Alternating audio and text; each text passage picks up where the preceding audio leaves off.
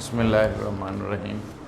देखिए भाई, last time हमने पढ़ा causes of deviation from ideal behaviour, यानी गैसें जो हैं वो आइडियल बिहेवियर से डेविएट क्यों करती हैं।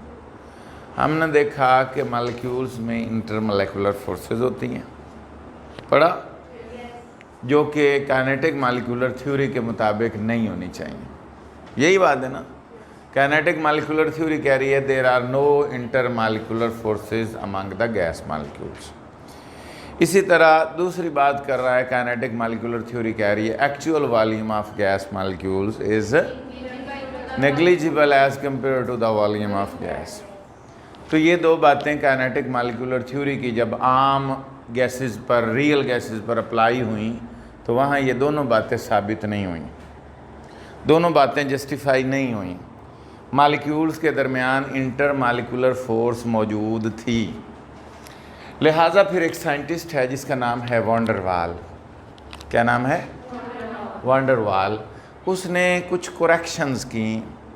उसने कहा जो आप जनरल गैस इक्वेशन बनाकर बैठे हैं PV = nRT, वो आम गैसों पर अप्लाई नहीं होती। तो लिहाजा हमें दो चीज़ों को करेक्ट करना होगा, एक प्रेशर को और दूसरा वॉल्यूम को। ठीक है, किसको करेक्ट करना होगा बोलो? सबसे पहले हम वॉल्यूम के करेक्शन की बात कर लेते हैं। Volume correction. अब वॉल्यूम करेक्शन जो है वो क्या चीज़ है? आपको पता है कि इसके अंदर गौर करने वाली बात क्या है कि एक वॉल्यूम ऑफ वेसल है जिसको आप V वेसल कहेंगे, ऐसे ही V वेसल बर्तन का वॉल्यूम है। समझ आ गई मेरी बात की? और जो V गैस है वो क्या है बोलो? गैस का वॉल्यूम है। इसका मतलब हमें ये बात नज़र आ रही है कि V वेसल जो है वो बराबर है V गैस की। समझ आ गई मेरी बात की? क्लियर हो गया बात? पॉइंट क्लियर हो गया? अब वो ये कह रहा है कि जो मॉलिक्यूल्स देखें दरमियान में क्या है? खाली जगह है। दरमियान में क्या है बोलो? खाली जगह है। अब यहाँ से कुछ बातें आपने समझनी है, मेरी तरफ तवज्जो करें। मॉलिक्यूल्स के दरमियान एम्प्टी स्पेसेस हैं। जो एम्प्टी स्पेसेस हैं वो मॉलिक्यूल्स का वॉल्यूम नहीं है। वो मॉलिक्यूल्स का वॉल्यूम, मैं इसकी मिसाल ऐसे समझाता हूँ कि जैसे आप में से कोई स्टूडेंट उठकर जहाँ जहाँ खाली जगह है वहाँ जाकर वो बैठ सकती है, ऐसे ही है। मिसाल के तौर पर you can come here, you can sit here, you can sit here. लेकिन अगर आप चाहें कि इसकी जगह पर आकर बैठ जाएं तो इसका मतलब इस जगह पर आप नहीं बैठ सकते। मेरी बात फॉलो कर रहे हैं कि जो खाली जगह मौजूद है, मसलन ये जो मॉलिक्यूल है ये हर जगह पर जा सकता है। जो खाली जगह है किसी जगह पर भी जा सकता है। आप इसको चलो A मॉलिक्यूल कह दें ताकि क्लियर हो जाए। ये जो A मॉलिक्यूल है इट कैन गो एवरीवेयर, अब एक्सेप्ट उस जगह पर जहाँ पर कोई ऑलरेडी मॉलिक्यूल मौजूद है। जहाँ कोई पहले से मॉलिक्यूल मौजूद है वहाँ वो नहीं जा सकता। इसका मतलब वो जगह उसके लिए एक्सक्लूडेड है। मिसाल के तौर पर आप में से कोई भी उठे इन सारी खाली जगहों पे आ सकता है, लेकिन जहाँ मैं खड़ा हूँ यहाँ नहीं आ सकते। क्यों नहीं आ सकते? क्योंकि ये जगह ऑलरेडी ऑक्युपाइड है। ये जगह और ये जगह आपके लिए अवेलेबल नहीं है। This is not available for you, this is occupied by me. इसी तरह वो कह रहा है कि जो मॉलिक्यूल्स अपनी अपनी जगह पे मौजूद हैं, अगर कोई मॉलिक्यूल मूव करना चाहे तो वो खाली जगहों पे मूव कर सकता है। और वो जो खाली जगहों का वॉल्यूम है वो V फ्री कहलाता है। क्या कहलाता है? V फ्री क्या है? वो वॉल्यूम है, volume available to the gas molecules. हाँ जी, क्लियर? समझ आ गई? V फ्री वो वॉल्यूम है। V वेसल तो वो हो गया जो टोटल, गैस का भी वही वॉल्यूम है, टोटल वॉल्यूम ऑफ वेसल। उसमें से जहां पर मालिक्यूल जा सकते हैं वो वी फ्री कहलाता है। जहां पर बोलो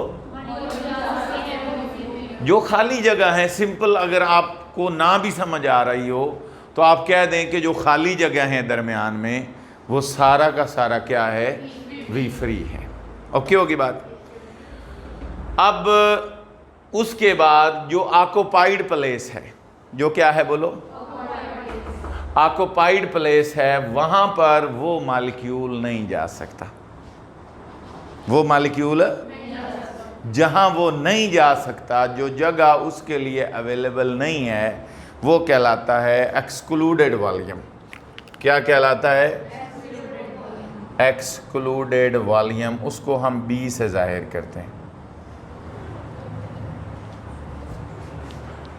हाँ जी, ये पॉइंट हो गया क्लियर। दो तरह की अंदर चीज़ें हैं, मालिक्यूल्स हैं और खाली जगह हैं।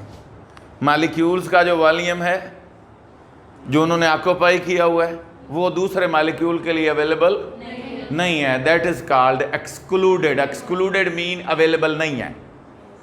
और जो खाली जगह हैं जहां वो जा सकते हैं वो वी फ्री कहलाता है। Total volume of vessel V vessel कहलाता है।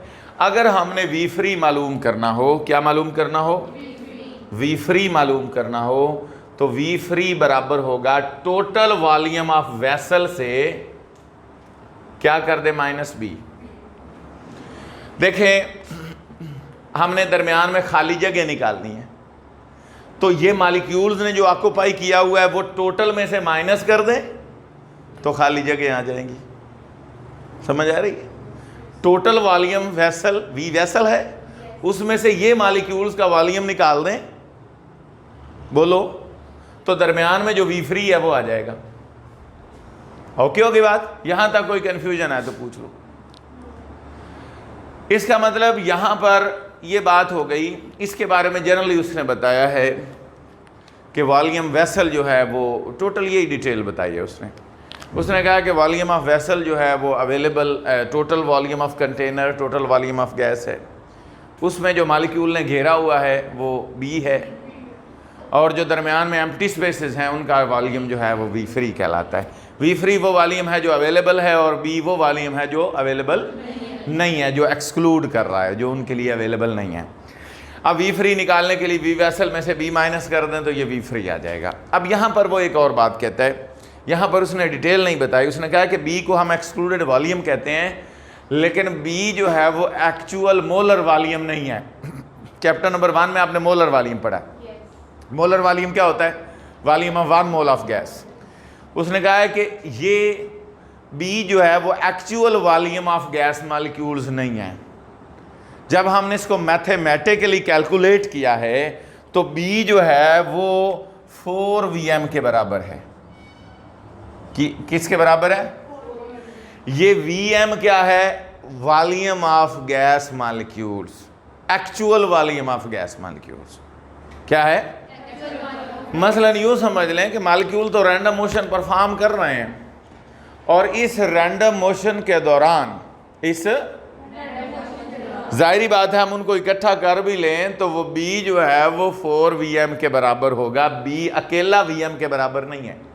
यानी यूँ समझ लें कि बी जिसको आप एक्सक्लूडेड वॉल्यूम कह रहे हैं वो मॉलिक्यूल्स का वॉल्यूम नहीं है। ये बात आपको यहाँ से क्लियर हो जाएगी। B is not, B excluded volume जरूर है, मॉलिक्यूल का हम वॉल्यूम कह रहे थे, लेकिन वो कह रहा है जब हमने मैथमेटिकली देखा तो B actual volume of molecule के बराबर नहीं है। किसके बराबर है? 4 वीएम, यानी 4 टाइप्स ऑफ मॉलिक्यूलर वॉल्यूम के बराबर है बी। ये बात कहाँ से आई? ये बात मैथमेटिकली साबित की गई है, कैलकुलेशन से, एक्सपेरिमेंट से परफॉर्म करके साबित किया गया है कि बी जो है वो किसके बराबर है। तो इसका मतलब वी फ्री किसके बराबर हो जाएगा बोलो? V vessel minus 4 VM. कोई कंफ्यूजन है तो पूछ लें। दिस इज कॉल्ड, बोलो, वॉल्यूम करेक्शन। यानी उसने वॉल्यूम करेक्ट किया। उसने कहा कि वॉल्यूम में एरर है, गलती है, और इस गलती को जब तक हम ठीक नहीं करेंगे आपकी जो जनरल गैस इक्वेशन है वो आम गैसों पे अप्लाई नहीं हो सकती। हमें कोई ऐसी गैस इक्वेशन नहीं बनानी होगी जहां पर हम ये करेक्शन करके आम रियल गैस पर अप्लाई कर सकेंगे। ओके हो गया पॉइंट। आगे आ जाएं जी, प्रेशर करेक्शन। अब ये प्रेशर करेक्शन क्या है ये ज़रा समझ लें।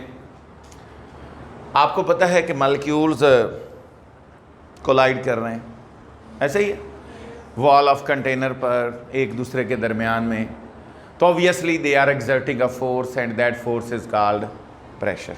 ऐसे ही है कि मॉलिक्यूल दीवारों के साथ टकरा रहे हैं और वो जो दीवारों की वजह से जो गैस का प्रेशर है, जो दीवारों की वजह से गैस का प्रेशर है, टकराव की वजह से जो प्रेशर है, उसको हम प्रेशर ऑफ गैस कहते हैं। यहाँ पर वो एक बात करना चाह रहा है, वो कह रहा है कि ये जो मॉलिक्यूल्स ऑफ गैस हैं, ये जो मॉलिक्यूल्स ऑफ गैस हैं, वो कह रहा है कि ये मॉलिक्यूल्स ऑफ गैस के दरमियान में अगर तो फोर्स ऑफ अट्रैक्शन नहीं है, बोलो अट्रैक्शन नहीं है, जैसे काइनेटिक मॉलिक्यूलर थ्योरी कह रही है कि there are no intermolecular forces among the gas molecules, फिर तो ये जोर से जाकर टकराएगा और जो भी वो फोर्स लगाएगा, वो फोर्स जो है, जो भी वो फोर्स लगाएगा, यानी जितनी उसे लगानी चाहिए थी वो लगाएगा। लेकिन वो कह रहा है कि हकीकत में तो ऐसा नहीं है, गैस के मॉलिक्यूल्स में इंटरमॉलिक्यूलर फोर्सेस मौजूद हैं, गैस के मॉलिक्यूल्स के दरमियान। वो कह रहा है कि इसका मतलब ये है कि फ़र्ज़ करें बी जो है वो टकराने के लिए जा रहा है and at the same time A molecule ऐसा है जो इसको पीछे की जानिब खींच रहा है। मसलन एक स्टूडेंट वो कहता है मैं दीवार से टक्कर मारनी, दूसरा कहता है नहीं रुक जा, ना मारा जे, थोड़ा जा सब्र कर ला, थोड़ी देर इंतज़ार कर लो। वो क्या करता है, उसको पीछे से खींचता है। इसका मतलब यह है कि जितना वो उसको ज़ोर से पीछे खींचेगा उतना उसका कोलिजन कम हो जाएगा, उसके टकराव की फोर्स कम हो जाएगी, जितना ही उसको ज़ोर से पीछे खींचेगा। अब ये तो कोलाइड करने के लिए जा रहा है, इसने तो कोलाइड करना ही करना है। अब ये पीछे एट द सेम टाइम क्या कर रहा है, पीछे खींच रहा है। मेरी बात समझ में आ रही है। अब जाहिर बात है, जो इसने अगर ये फोर्स ना होती, अगर ये फोर्स, तो जो इसने प्रेशर लगाना था वो एक्चुअल प्रेशर होना था। क्या होना था? Actual pressure. मैं साथ के साथ लिखता जाऊं ताकि आपको क्लियर हो जाए। इसको हम यहां से आई से जाहिर कर लेते हैं, एक्चुअल प्रेशर। समझ आ गई मेरी बात की? ये थ्योरी में आपने चंद बातें लिखनी है स्टार्ट में। अब ये बात आपको क्लियर होगी। एक्चुअल प्रेशर क्या है? जो प्रेशर इंटरमॉलिक्यूलर फोर्सेस की एब्सेंस में होना था, गैर मौजूदगी में, इंटरमॉलिक्यूलर फोर्सेस के बगैर। अगर ये फोर्स ना होती, ये वाली ऐसे ऐसे होता, अब इसने जोर से टकराना था, अब इसका जो प्रेशर होना था वो क्या होना था? एक्चुअल प्रेशर होना था। लेकिन ऐसा तो है नहीं। इसका मतलब इंटरमॉलिक्यूलर फोर्सेस तो मौजूद हैं। इंटरमॉलिक्यूलर फोर्सेस तो बोलो। इसका मतलब अब जो प्रेशर लग रहा है वो एक्चुअल नहीं है। और बोलो, क्योंकि एक्चुअल तो तब होना था जब फोर्स ना होती। अब इंटरमॉलिक्यूलर फोर्स वहां मौजूद है, इसका मतलब अब जो प्रेशर लग रहा है वो एक्चुअल प्रेशर नहीं है। वो क्या है? जो आपने ऑब्जर्व किया है। यहां जो लगेगा वो क्या है? बोलो, ऑब्जर्व्ड प्रेशर। इसको आप पी से जाहिर कर लो, ऑब्जर्व्ड प्रेशर। ओके होगी बात? अब जाहिर बात है, जो उसने लगा दिया 10 न्यूटन पर मीटर स्क्वायर, लेट्स सपोज उसने लगाया, तो ये ऑब्जर्व प्रेशर है। लगना 15 था। मिसाल समझ रहे हैं? लगना कितना था? 15। लगा कितना? 10। इसका मतलब 5 की कमी हो गई है। वो 5 की कमी किस वजह से हुई है? इंटरमॉलिक्यूलर फोर्सेस, यानी इन दोनों की आपस में फोर्स की वजह से। और वो जो कमी हुई है वो प्रेशर कहलाता है लेसेंड प्रेशर। वो क्या कहलाता है? लेसेंड प्रेशर। उसको हम पी डैश से जाहिर कर लेते हैं, लेसेंड प्रेशर। वो क्या कहलाता है? हाँ जी, समझ आ गई बात की? कोई कंफ्यूजन है? इसका मतलब अगर आप गौर करें तो एक्चुअल प्रेशर किसके बराबर होगा? P I P plus P dash. ये समझ आया पॉइंट? क्योंकि मैंने कहा है कि ये हमें 15, ये हमें मिलना था 15, हमें ऑब्जर्व्ड कितना मिला 10, तो 5 जो है वो लेसेंड है। समझ आ गई बात की? इसका मतलब PI क्या है? एक्चुअल प्रेशर बराबर है observed pressure plus lessened pressure. Observed pressure plus, okay होगी बात? अब हम आगे बात करते हैं। ये जो ऑब्जर्व्ड प्रेशर है इसकी बात कर रहा है P dash, sorry lessened pressure P dash, वो कह रहा है it depends upon the direction interaction between A and B। Force of attraction पर डिपेंड कर रहा है। जितना वो उसको जोर से खींचेगा उतना ऑब्जर्व कम होता जाएगा, पीछे वाला ज्यादा होता जाएगा। मसलन फर्ज करें ऑब्जर्व 15, टोटल 15 था, 15 में से लेसेंड जो है वो 10 हो जाए तो ऑब्जर्व कितना रह गया? 5। इसका मतलब क्या हो रहा है कि जितनी फोर्स ऑफ अट्रैक्शन A और B के दरमियान बढ़ रही है उतना लेसेंड प्रेशर बढ़ रहा है, उतना। और लेसेंड प्रेशर डिपेंड कर रहा है intermolecular force between A and B। Intermolecular force between A and B। और इंटरमोलेकुलर फोर्स जो है वो डिपेंड करती है, इंटरमोलेकुलर फोर्स जो है वो डिपेंड करती है कंसंट्रेशन पर। कंसंट्रेशन को मैं आपको समझा देता हूँ। मसलन चीनी ले लें, थोड़ी सी चीनी को पानी में हल कर लें। एक तरफ 1 किलो चीनी 1 लीटर में हल कर लें, दूसरी तरफ 2 किलो हल कर लें, तो गाढ़ा सोल्यूशन कौन सा होगा? 2 किलो। आप दोनों के पानी को हाथ लगा के देखें, एक ज्यादा स्टिकी होगा, चिपचिपाहट ज्यादा होगी, इसका मतलब उसके मॉलिक्यूल्स मोर कंसंट्रेटेड हो गए। तो याद रख लें जहां कंसंट्रेशन ज्यादा होती है वहां इंटरमोलेकुलर फोर्सेस ज्यादा होती हैं। जहां वहां इंटरमोलेकुलर फोर्सेस ज्यादा होती हैं। शहद के मॉलिक्यूल और पानी को एग्जांपल दे दे, शहद गाढ़ा है, उसकी कंसंट्रेशन ज्यादा है, वहां मॉलिक्यूल ज्यादा हैं, और पानी में मॉलिक्यूल क्या है? मेरी बात फॉलो कर रहे हैं? वो कह रहा है जिसकी भी आप बात करेंगे कंसंट्रेशन जो है, मतलब शहद की डेंसिटी ज्यादा है, तो यहां पर वही बात बता रहा है। वो कह रहा है कि फोर्स ऑफ अट्रैक्शंस जो हैं वो डिपेंड करती हैं किस पर? कंसंट्रेशन पर। शाबाश। तो इसका मतलब ये हुआ कि P डैश जो है directly proportional to concentration of A and concentration of B। ये समझ आया पॉइंट? P जो लेसेंड प्रेशर है, जो पीछे कम हो रहा है, वो दोनों की कंसंट्रेशन पर डिपेंड करता है, A की कंसंट्रेशन पर और B की कंसंट्रेशन पर। ओके होगी बात? अब देखिए कंसंट्रेशन जो है वो बराबर है N/V। याद रख लें concentration number of moles per unit volume. Unit volume आपने कितने मोल हल किए हैं? क्योंकि हम जब भी केमिस्ट्री में बात करते हैं सॉल्युबिलिटी की, आप कहते हैं जी इधर मैंने 1 मोल हल किया, इधर मैंने 2 मोल हल किए, तो इसका मतलब जहां 1 मोल हल किया यूनिट वॉल्यूम में वो लेस कंसंट्रेटेड है, जहां 2 मोल हल किए हैं वो ज्यादा कंसंट्रेटेड है। इसका मतलब सिंपली हमें यह समझ आ गया कि कंसंट्रेशन किसके बराबर है? बोलो, number of mole per unit volume. Okay हो गई बात? तो इसका मतलब यहां पर क्या पुट कर दें? बोलो, P dash directly proportional to N/V। N/V। A लिखने की जरूरत नहीं है क्योंकि नंबर ऑफ मोल्स ही होंगे। समझ आ गई बात की?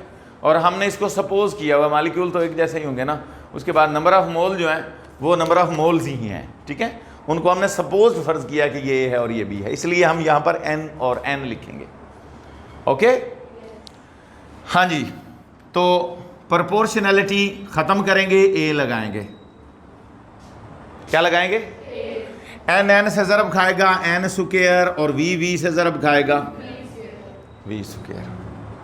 क्लियर? ये जो A है यहां पर A, this is called constant of proportionality, और इसको हम कहते हैं कोफिशिएंट ऑफ अट्रैक्शन, या हम इसको कहते हैं अट्रैक्शन पर यूनिट वॉल्यूम। क्या कहते हैं?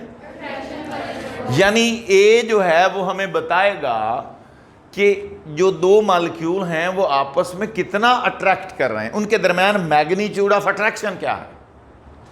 मेरी बात समझ में आ गई? ए की वैल्यू से हमें पता चलेगा कि उनके दरमियान बोलो कितनी मैग्नीट्यूड ऑफ अट्रैक्शन है। समझ आ गया पॉइंट? इसका मतलब जब आप गैस चेंज करोगे, गैस तो ए की वैल्यू भी चेंज हो जाएगी। फॉर अ फिक्स एनवायरनमेंट ये सेम होगी, कांस्टेंट होगी, लेकिन जब आप गैस चेंज करोगे तो ए की वैल्यू चेंज होगी। कहीं ये ज्यादा होगी, कहीं ये, तो जितनी ये ज्यादा होती जाएगी इसका मतलब उतनी अट्रैक्शन बढ़ रही है। समझ आ गया पॉइंट? इसको उठाकर यहां पुट कर दें तो पी आई किसके बराबर हो जाएगा? बोलो, P plus A N square over, ये हो गई वॉल्यूम प्रेशर करेक्शन। ये क्या हो गई? Pressure correction. क्लियर? कोई कंफ्यूजन है तो पूछ लीजिए। समझ आ गई? चलें, अब आप लोगों ने जनरल गैस इक्वेशन, जो आइडियल गैस इक्वेशन पढ़ी थी वो थी पीवी बराबर है, ओके, पी की जगह पर ये वाली वैल्यू पुट कर दो, P plus A N square over, V की जगह वी माइनस बी लिखा था, एन मोल के लिए एन बी लिख दें, एन मोल के लिए बराबर है, बराबर है। This is called general gas for real gases, general gas equation for real gases. ये जो ऊपर लिखी है वो है general gas equation for ideal gases, ये आइडियल गैस इक्वेशन, और नीचे वाली का नाम है रियल गैस इक्वेशन। क्या नाम है? मेरी बात क्लियर हो गई है? यानी अगर आपके पास कोई आम गैस है जिसको आप आइडियल नहीं कह रहे, जिसको आप रियल कह रहे हैं, उसके ऊपर फिर ये वाली इक्वेशन अप्लाई होगी अकॉर्डिंग टू वैन डर वाल, अकॉर्डिंग टू। हाँ जी, कोई सवाल है आपके जहन में तो पूछ लीजिए। समझ आ गई है जी? ओके, चलें जी। अब यहां पर छोटी सी बात रह गई है, वो है units of A and B. B तो सिंपल वॉल्यूम है, और वॉल्यूम का यूनिट क्या होता है? जो जी डीएम क्यूब पर मोल, ठीक है, डीएम क्यूब जो एक मोल के हिसाब से होगा ना, सीएम क्यूब, एम क्यूब ऐसा यूनिट है, और बाकी जो हैं वो नॉन ऐसा यूनिट है, ठीक है। ए की बात थोड़ी सी कंफ्यूजिंग है, वो ज़रा देख लें। अभी आप लोगों ने पढ़ा है पी डैश बराबर है ए एन स्क्वायर ओवर, ऐसे ही है, सही है। अगर आप ए की वैल्यू निकालो यहाँ से तो वो क्या बनेगा? P dash V square divided by, okay होगी बात। प्रेशर का यूनिट अगर हम एटमॉस्फेयर ले लें और वॉल्यूम का यूनिट ले लें डीएम क्यूब, और इसका डिवाइडेड बाई मोल इसका, तो क्या बनेगा? एटीएम डीएम 6 और पर मोल का स्क्वायर। ये आम यूनिट्स हैं, नॉन एसआई। एसआई यूनिट के लिए क्या करेंगे बोलिए? हैं? मसलन प्रेशर की जगह हम क्या यूज़ करेंगे बोलो? शाबाश, न्यूटन पर मीटर स्क्वायर, और वॉल्यूम की जगह और डिवाइडेड बाई, ऐसा ही है, क्लियर। और ये m6 हो जाएगा, m और डिवाइडेड बाई मोल का, m6 में से 2 निकलेंगे तो m4 रह जाएगा, m4 और m मोल का पर स्क्वायर। ये थे ऐसे यूनिट्स ऑफ ए। बी के जो हैं वो यूनिट्स वॉल्यूम के यूनिट्स ही हैं, जैसे डीएम क्यूब ले लें या एम क्यूब ले लें, ठीक है। तो ये था हमारा आज का टॉपिक, जिसके अंदर हमने van der Waals volume correction और van der Waals pressure correction और रियल गैस इक्वेशन पूरी डिड्यूस की है। ये सवाल वॉल्यूम करेक्शन शॉर्ट में आ जाता है, प्रेशर करेक्शन अकेला लॉन्ग में आ जाता है, या वो सिंपली लिख देता है प्रूव दैट पी डैश बराबर A N square over V square, या कहता है प्रूव दैट पी आई बराबर ये, या फिर सिंपल वो पूरा लॉन्ग दे देता है इन दोनों को मिलाकर कि write down the general gas equation for real gases. तो ये आपको फिर शुरू से लेकर एंड तक सारा लिखना होगा, थ्योरी भी लिखनी होगी जहाँ जहाँ ज़रूरत है, ठीक है, और जहाँ जहाँ ज़रूरत नहीं है वहाँ थ्योरी से अवॉइड करना होगा। तो आज के लिए इतना ही। Thank you very much. अल्लाह हाफिज़।